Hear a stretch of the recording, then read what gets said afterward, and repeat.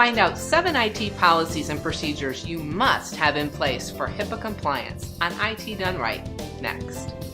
Welcome to this episode of IT Done Right with Certified Technology Specialist Jeannie DeWitt. Today, we find that many companies covered by HIPAA laws are way behind the times when it comes to actual implementation.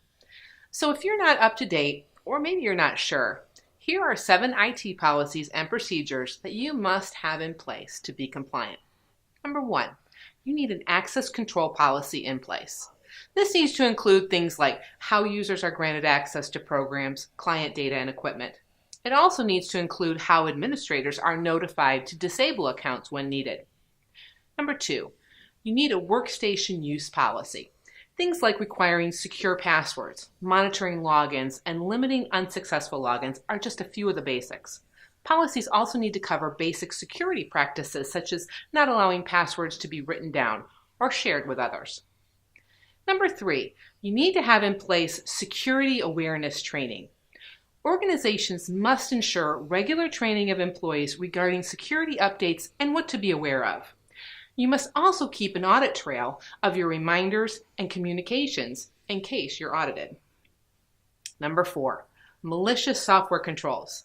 You must have documented policies for the frequency with which anti-malware and antivirus software are updated and what happens if an infection or outbreak occurs. Number 5, disaster recovery plan. How you respond to emergency situations of all shapes and sizes must be fully documented and tested regularly. Media disposal policy. How you dispose of old computer equipment and data. You must have policies and procedures in place that cover exactly how all equipment is properly disposed of and logged. Number 7, review and audit procedures. There's much more to HIPAA compliance than the 6 items I mentioned. However, be certain also that whatever you do has a firm audit trail or log that shows that everything has been executed according to plan.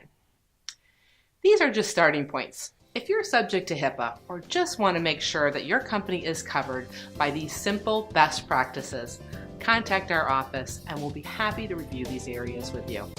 And as always, I hope you learned something today and I look forward to seeing you on our next show.